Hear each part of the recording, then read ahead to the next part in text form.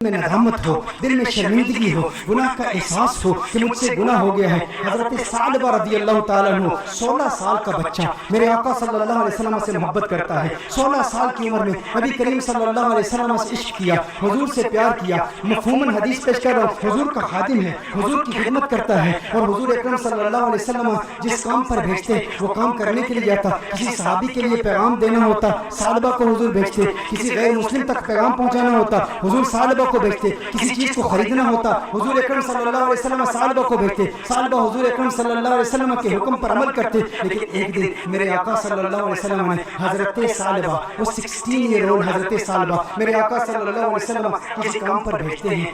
آدھے دن کا کام تھا لیکن بہت وقت ہو گیا، ثعلبہ واپس نہیں آئے۔ ثعلبہ کہاں گئے؟ جب واپس آ رہے تھے تو دیکھا کہ ایک حمام ہے، اس حمام میں ایک عورت نہا رہی ہے، ایک پردہ لٹکا ہوا ہے، ہوا کا تیز جھونکا آتا ہے، پردہ اٹھتا ہے، ان کی نظر اس عورت پر پڑ جاتی ہے۔ ان کے دل میں کچھ رغبت ہوئی، کچھ میلان ہوا، دل میں خیال آیا، ہے ثعلبہ دوسری نظر تو حرام ہے لیکن آج تو نے کیا کیا؟ آج تو نے اس عورت کو دیکھ لیا، یہ عورت نہا رہی تھی، تو نے اس حالت میں دیکھ لیا۔ تیرا دعویٰ یہ ہے کہ تو حضور اکرم صلی اللہ علیہ وسلم کا غلام ہے۔ اتنی کم عمری میں اللہ جل وعلا نے تجھے اتنا بڑا مقام دیا، اتنی بلندی دی۔ دنیا تجھے خادم مصطفیٰ کہتی ہے، دنیا تجھے حضور اکرم صلی اللہ علیہ وسلم کا صحابی کہتی ہے، حضور کا خدمت گزار ہو کے اس عورت کو تو نے دیکھا۔ ثعلبہ پر رکت طاری ہو گئی، اس قدر روئے، چہرہ آنسو سے بھیگ گیا۔ ثعلبہ روتے ہوئے اپنے آپ سے یہ کہتے ہیں، ہو نہ ہو میرے آقا صلی اللہ علیہ وسلم پر یہ وحی نازل ہو چکی ہوگی، اللہ نے کلام کیا ہوگا کہ ثعلبہ منافق ہو گیا ہے، حضور اکرم صلی اللہ علیہ وسلم کی خدمت میں رہنے والا، اور اس طرح اس عورت کو دیکھ لیا،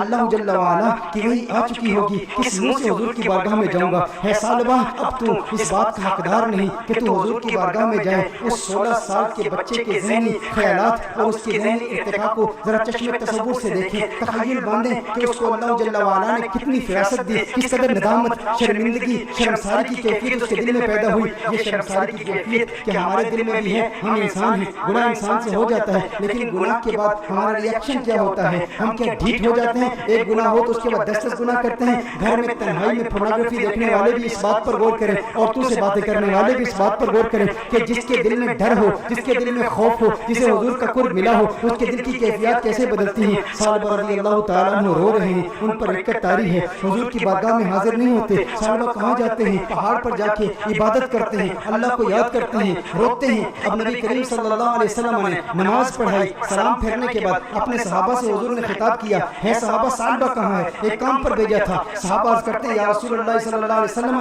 ثعلبہ تو آدھے دن کا کام تھا، ابھی تک واپس آئے نہیں، ابھی واپس پہنچے نہیں۔ نبی کریم صلی اللہ علیہ وسلم نے ارشاد فرمایا، تم جاؤ ثعلبہ کو تلاش کرو۔ ایک ہفتہ گزر گیا، ثعلبہ نہیں مل رہے، لوگ ثعلبہ رضی اللہ تعالیٰ عنہ کو تلاش کر رہے ہیں۔ دوسرا ہفتہ گزر گیا، تیسرا ہفتہ گزر گیا، میرے آقا صلی اللہ علیہ وسلم نے حضرت فاروق اعظم رضی اللہ تعالیٰ عنہ اور حضرت سلمان فارسی رضی اللہ تعالیٰ عنہ جیسے جلیل القدر صحابہ کا انتخاب کیا، کہا تم جاؤ اسے تلاش کرو۔ میرے آقا صلی اللہ علیہ وسلم نے ان صحابہ کرام علیہ رضوان کو بھیجا۔ اب یہ صحابہ تلاش کر رہے ہیں، 40 دن ہو گئے، گلیوں میں تلاش کر رہے ہیں، بازاروں میں تلاش کر رہے ہیں، دیہاتوں میں تلاش کر رہے ہیں۔ آخر وہ وقت آیا کہ جب وہ شہر کے مضافات تک پہنچ گئے، وہاں پر بلند پہاڑ تھے، چرواہوں کو دیکھا، ان سے پوچھا، کہا اتنا قد ہے، اتنی عمر ہے، رنگت ایسی ہے، نقوش ایسے ہیں، کیا اس بچے کو تم نے دیکھا ہے؟ یہ بچہ 40 دن سے غائب ہے، ہمیں نہیں مل رہا۔ انہوں نے کہا، کیا تم اس رونے والے بچے کا ذکر کرتے ہو، وہ جو روتا بہت ہے؟ کہا کیا مطلب؟ کہا اس رونے والے بچے کا ذکر کرتے ہو جس پر ہمیشہ رکت طاری رہتی ہے؟ کہا کیا مطلب، کون سا رونے والا بچہ؟ کہا جو تم نے اس کی ڈسکرپشن بیان کی ہے نا، جب ہم رات کو سوتے ہیں نا تو ہم بلند پہاڑوں سے ایک بچے کی رونے کی آوازیں آتی ہیں، اس کی درد بھری آواز ہمارے سینے تک پہنچتی ہے، وہ روتا ہے اور رو رو کے اللہ کو پکارتا ہے، وہ معافیا مانگتا ہے، ہمیں پتہ نہیں اس سے ہوا کیا ہے۔ کہا وہ آپ کے پاس کب آتا ہے؟ کہا ہم چرواہے ہیں، بکریاں چراتے ہیں، کبھی کبھی آ جاتا ہے، بکریوں کا دودھ پیتا ہے اور چلا جاتا ہے۔ فاروق اعظم نے فرمایا کب آئے گا؟ کہا یہ اس کے آنے کا وقت ہے، ابھی آ ہی رہا ہوگا۔ فاروق اعظم رضی اللہ تعالیٰ عنہ، سلمان فارسی رضی اللہ تعالیٰ عنہ علیحدہ ہو کر چھپ جاتے ہیں کہ کہیں ثعلبہ ہی نہ ہو۔ دیکھتے ہیں کہ ثعلبہ آ رہا ہے، ثعلبہ آ رہا ہے تو رو رہا ہے، دودھ پیتا ہے پیالے میں، لیکن پیالے میں دودھ کے ساتھ اس کے آنسو بھی گر رہے ہیں۔ فاروق اعظم رضی اللہ تعالیٰ عنہ فوراً باہر آتے ہیں، سلمان فارسی فوراً باہر آتے ہیں، وہ ثعلبہ تجھے کیا ہوا ہے؟ ثعلبہ تیرا چہرہ بدل گیا، اس قدر نحیف ہو گیا، اس قدر کمزور ہو گیا۔ ثعلبہ نے فاروق اعظم کو دیکھا، کہا نہیں نہیں میرے قریب نہیں آنا، ثعلبہ منافق ہو گیا ہے، وہی آ گئی ہے، اللہ ने फरमा दिया है।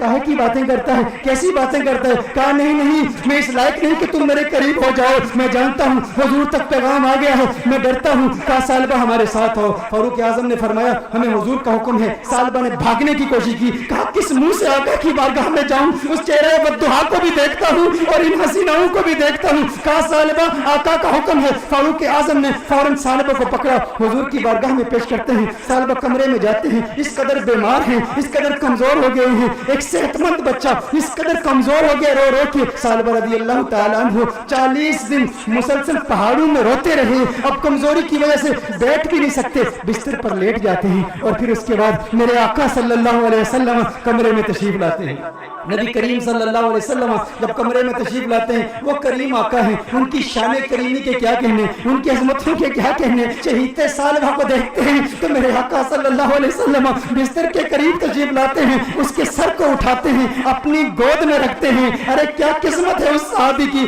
मैं कहता हूँ दोस्तों, गुनाह हो जाए लेकिन गुनाह के बाद फिर शर्मिंदगी भी ऐसी हो, गुनाह हो जाए फिर गुनाह के बाद नदामत भी ऐसी हो, गुनाह हो जाए लेकिन गुनाह के बाद अपने नफ्स को सजा का सिलसिला भी ऐसा हो, और फिर जब अल्लाह तौबा कबूल करता है ना तो फिर किस्मत उरूज पे होती है, फिर उसके मुकद्दर ये झांकते हैं, अल्लाह ऐसा करम फरमाता है कि उसे फिर आका की गोद नसीब होती है। मेरे आका इरशाद फरमाते हैं सालबा आंखें खोलो। सालबा आंखें खोलते हैं, कहते हैं या रसूल अल्लाह, आका मैं गुनहगार, मैं सियाकार, आका मुझे आपकी गोद मिली, मैं इसके इस काबिल कहाँ, आका मुझे पता है वही आ गई है, मुझे पता है आयत आ गई है, आपको बता दिया गया है कि सालबा मुनाफिक हो गया।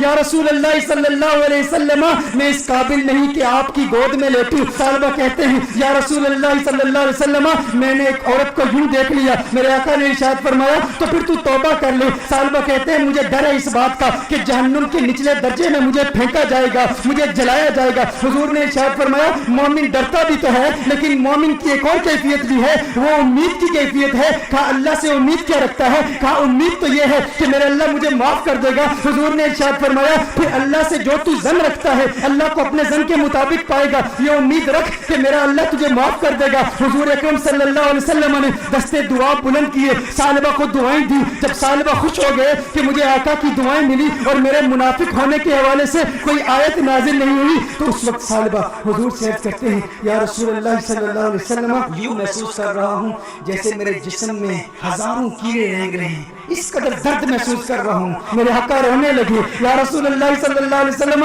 आका क्यों गिरिया फरमा रहे हैं, आका क्यों रो रहे हैं? मेरे आका ने इरशाद फरमाया ए सालबा, तेरी मौत का वक्त आ गया है, मलकुल मौत आ रहे हैं, तेरे जाने का वक्त आ गया है। सालबा ने देखा अरे मुकद्दर वाला है वो जिसकी मौत आका की गोद में हो, काश यूं मौत आए मेरे हम नशी नजाका और हो जाए मंजर हसी, काश यूं मौत आए मेरे हम नशी नजाका और हो जाए मंजर हसी, वो उधर अपनी जुल्फे सवारा करे और इधर दम हमारा निकलता रहे। अरे कैसा किस्मत वाला है, आका की गोद में सालबा की मौत वाक़ हो गई, सालबा की रूह कफ़स उनसरी से परवाज कर गई। मेरे दोस्तों यही पैगाम है, अगर चाहते हो आका का करम मिले तो आज मिलाद की महफिल का ये पैगाम ले जाओ कि गम का एक सबब गुनाह भी है, अगर तुम गुनाहों से तौबा करोगे डिप्रेशन खत्म हो जाएगी, हुजूर का प्यार मिलेगा, हुजूर की मोहब्बत मिलेगी, हुजूर का इश्क मिलेगा। वालिदैन को वक्त दो,